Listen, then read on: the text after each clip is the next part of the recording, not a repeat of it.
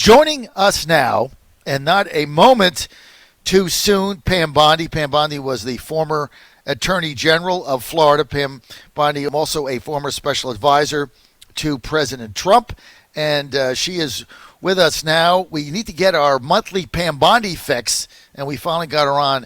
Pam Bondi, thanks for being with us. I really appreciate you. Hey, John. Good morning. How are you in beautiful Virginia today? I tell you what, it's great to get out of Washington. This is my favorite time. I'm a racehorse fan. We have a suite that we've had for some time here at Colonial Downs. We've gone through some problems with the shutdowns and everything, but we're back racing, and I do my show from our beautiful suite here that we've set a studio up overlooking the grounds. And I know you're from Florida, so you get this. When I come here at 5 a.m. and I get to see the sun come up right over the track and the horses working out, it gives you a sense of serenity you just don't get in Washington, D.C. I can tell you That's that. Right. And my family right now in Sanford, Florida. My son's been participating in the World Series baseball champions there, and I know you're from Florida. They're having a wonderful time, and they're saying that things there are fantastic in Florida. Every day I talk to them, they're just having a blast. Well, Florida's beautiful, John. Florida's beautiful. However, if you're watching the weather, we have a little tropical storm hurricane that's headed to Florida and up the East Coast. So we'll see what that does. That could change paths. But, yeah, everyone around me is pray every day, healthy and happy and safe. And just hope that for the whole country, John.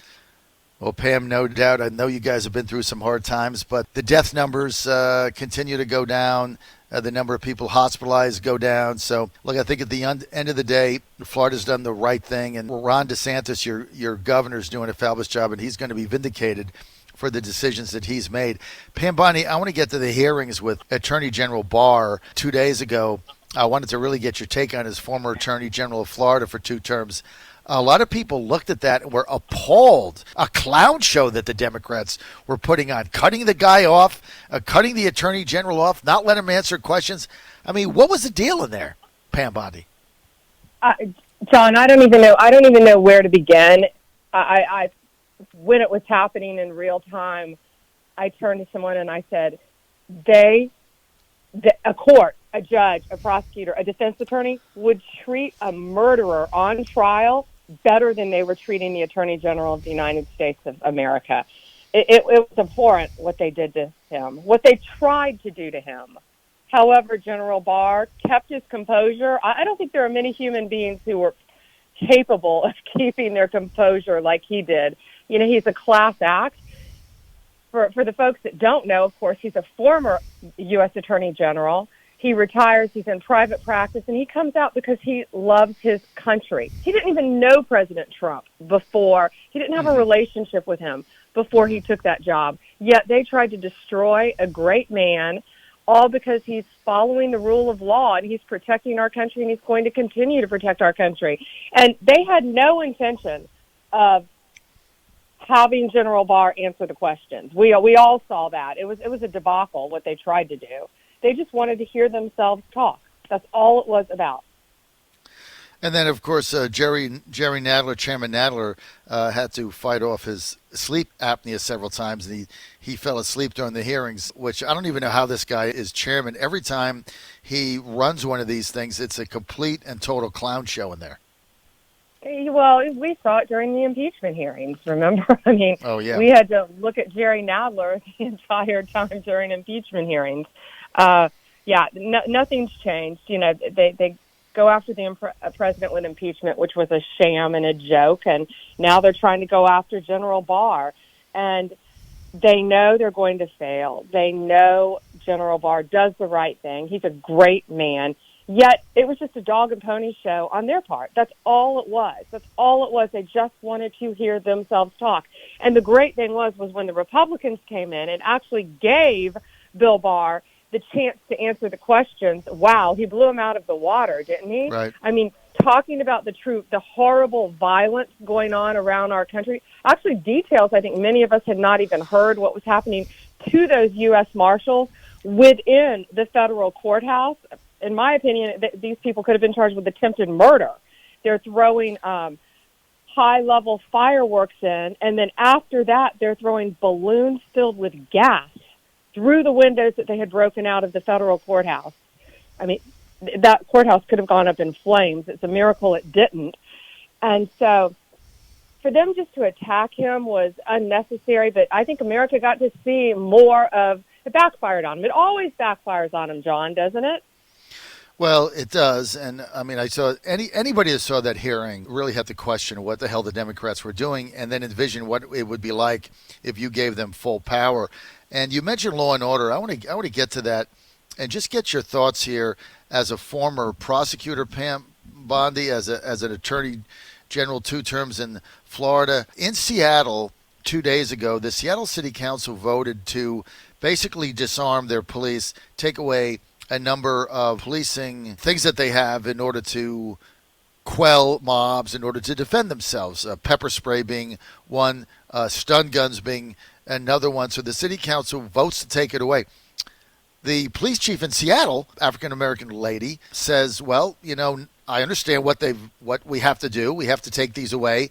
But now my officers can't, defend themselves. So I'm simply not going to deploy them into mob-type situations. So basically what the police chief said to the residents of Seattle is, don't call us. We're not going to deploy. You're on your own, because we don't have the tools to protect ourselves. So I can't put my police officers in harm's way, so you're on your own.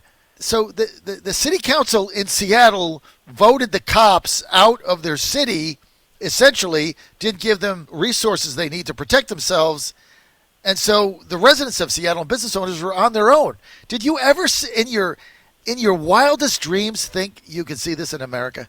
I never thought we would see this in our great country. Never. These police officers have had, as you said, all the tools they need to keep them safe. And just people out there who are listening need to understand, you can't call a police officer to a domestic scene, to a violent scene, to anything, or to a mob, to a riot, without weapons to defend themselves and the innocent people who could be there. Excuse me, John. You just can't do it. And to tell them they can't even have pepper spray, now, that's the least intrusive tool that a law enforcement officer has, pepper spray. They've taken away their weapons. They've taken away everything. You can't send police. And you know what? When you put them out there in uniform without those weapons, they have a huge target on their head, too. And you just can't do that. And I never thought I'd see that in this country. But we're not just seeing it in Seattle. You know, look at Portland. Right. We can keep going. Look at all these other cities. And that's why President Trump is the law and order president. And how many children is it going to take to get killed before these liberal mayors and governors recognize that this is happening around our country? The word anarchy, I mean, you know, we throw the word around often, but people, this is anarchy. What you're seeing in Portland, this is the overthrow of a government, a local government, and they're letting it happen. But you know what? The President of the United States is not going to let it happen. We have 9,000 plus federal buildings, statues in our country. They're going to be protected. And don't forget, ATF, they're out there every day. They're in Florida. They're in every state protecting us, taking the illegal guns off the street from the violent criminals. That's what ATF every single day. They're not going to stop doing that. The good men and women, not Comey and the ones at the top who used to be there, the great men and women of the FBI, they're on the streets every day. DEA, getting the drugs off our street. Homeland Security, Chad Wolf, protecting our federal buildings, our U.S. Marshals. They're not going to stop, and they're going to increase their presence to make sure we're protected, because we can't rely on a future potential Biden presidency, and that's what it would look like, people. Total anarchy. He has not condemned this once. That's what would be happening in our country. And President Trump is not going to let that happen. You're on the John Fredericks Radio Network, Trucking the Truth Across America. We're with Pam Bondi. Pam, former 2-term Attorney General in Florida. She was also former senior advisor to President Trump during the impeachment hearings in the House, and that went to the Senate. Attorney General Bondi, let's get to Barr again yesterday, reiterating that he's not going to wait until after the November election to release whatever U.S. Attorney John Durham finds in his examination of the 2016 wiretapping into President Trump's campaign, the Russiagate, if you will. The Democrats saying that, well, no, this shouldn't come on until after the election so it doesn't influence it. Where's Durham going with this? What have you heard? Well, I think he's going to do the right thing. Of course, that's completely confidential in the Justice Department. None of us should know about that. And General Barr isn't discussing it. And for them to try to dictate when an investigation comes out, trying to get him to say under oath that he's not going to release something until after an election, that's absurd. I think that was probably one of the main points of the hearing, other than to hear themselves talk. But an investigation is an investigation, and General Barr is going to do the right thing, and we're confident John Durham will do the right thing. Just given what we know publicly about what these people have done is horrible. It's horrible for our country. It's horrible for all the great men and women of the FBI. Spying on someone, spying on a campaign is the worst thing. Excuse me. A FISA warrant is the most invasive thing that you can do to someone. You're spying on Americans. And to do that, you have to have hard, true evidence. And what we know is they lied, they misled, they omitted evidence to go to a court to get information to spy on a president-elect in a campaign. And I mean, that's just the beginning. That's the tip of the iceberg of all of these bad people who are gone now. Most of them, by the way, have network contracts. Interesting. And they're all suspected of serious crimes, in my opinion. Attorney General Bondi, do you think there'll be indictments? I would hope. As a career prosecutor, I would hope there are indictments, if the facts support it. Again, just everything we know. Look at Strzok and Page, the two disgraced FBI agents. Right. Look at their texts to each other about taking the president out at all costs.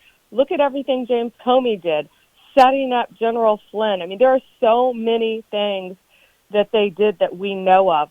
We've got to trust the Durham report when it comes out, and the U.S. Attorney General's office that they're doing the right thing. That's all we can do in this country is rely on the Durham report when it comes out. During the Mueller investigation, there were leaks every single week to the Washington Post, New York Times. Every piece of damning evidence, made up or not, there were systematic leaks. Same thing happened in Virginia when the FBI was going after Bob McDonald. Drip, drip, drip. Every week there was a leak about, something else that was coming out. During the Durham investigation, isn't it odd there's not been a single leak? Have you thought about that? Constantly, John, and that's a very good point. It's honest. You have honest investigators. That's exactly why there aren't any leaks. That's how a federal investigation should be run. As I said earlier, we shouldn't know what's happening because it's confidential, and it should remain confidential until the conclusion of the report. And that shows the tremendous difference. I mean, it's really ironic because there has been, you were just saying, like, anything we say is conjecture because we don't know what's going on. It's been completely under wraps, as it should be, and there's been no leaks whatsoever in the Durham effort, in the Durham investigation. But during the Mueller investigation, there was a leak like every 3 days. I mean, in fact, one leak, I remember the FBI under Robert Mueller actually had to put out a memo saying that leak was false. I forget what the thing was. Somebody talked to somebody on an airplane or something. They actually had to put out a statement saying that the leak was not true, which is also unprecedented. But you can see the difference in, like you said, an authentic investigation where it's about the rule of law, it's about what happened, it's not about politics, and there's no leaks. Juxtapose that with the Mueller investigation where we got a leak every 3 days, and they only leaked out the things that they thought would be damaging to Trump. Unbelievable. Which, as you said, the majority of were false. Were false. Like, the leaks were false. People don't realize this. This is why you have to, tune into shows like mine to just get this perspective. Right. Because John, that's so right. I'm going to go off of this for a minute because you cannot get the truth from the mainstream media, and that's why your show is so important. Your voice is so important because you're speaking the truth. And you tell both sides of the story. People get to hear everything. Well, you go to the legacy media now, and you've got one way. We were just talking to one of the technology reporters I had on my show before you came on, who was basically saying that the news conference with the doctors that were saying that hydroxychloroquine is a therapeutic that they've had success with, that had all these people streaming online. The New York Times complained about it, and the three big tech companies got together and just shut it down. I mean, this is being covered as news. These were doctors saying, these are my findings. The New York Times didn't agree with the findings, so they shut it down, and all the tech companies went along with it. I mean, what is going on out there in the fake news is incredible, but it's going to backfire on them because people just aren't that dumb.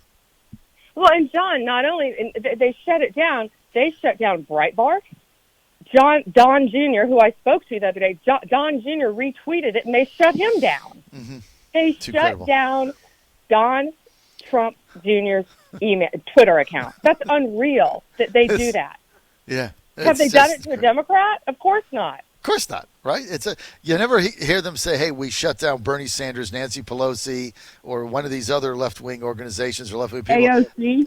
AOC. I mean, they can say the most outrageous things. They never get shut down. In fact, they get put onto the top of the Google search list.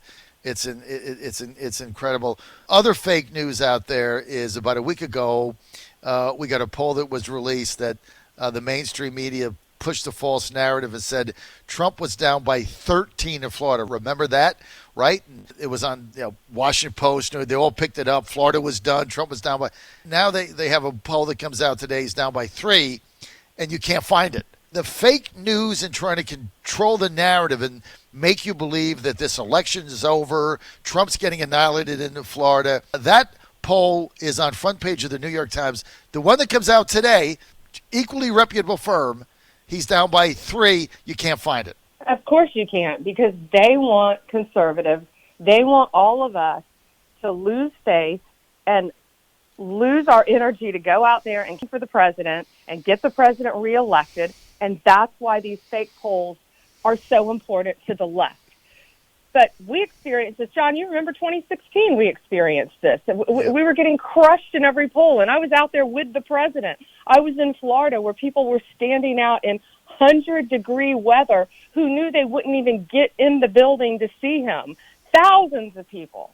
Thousands. Yet they're saying that we were getting crushed in Florida, and how'd that work out for them? Not very good. Not very good. And I mean, we could go off on all the experts, the polling experts, who they're not even taking the right samples. They're sampling more Democrats. They're only doing registered voters. They're not even taking the poll from likely voters. I mean, these polls are so skewed to begin with on the left. Right. Yet when one comes out, right, that's starting to show the truth, you're not going to see it unless you talk about it. Yeah, because it doesn't fit their narrative, which is they know that this election is not about persuasion right now with 100 days, Pam. It's about mobilization. They know that. They're very smart. And the best way for them to win is to demotivate Trump voters, tell them to stay home, don't bother to go out, don't get the absentee ballot, don't mail it in, don't go wait online. The election's over. He can't win. They understand it's about mobilization, so they're going to do between now and November 3rd everything in their power to keep Trump voters home, because if they turn out with the enthusiasm we have, Trump's going to win again, and he will. Pam Bondi, we're out of time. I want to thank you for being with us. Always great to have you, Pam, on our show. Thank you so much. Thank you, John. Bye-bye.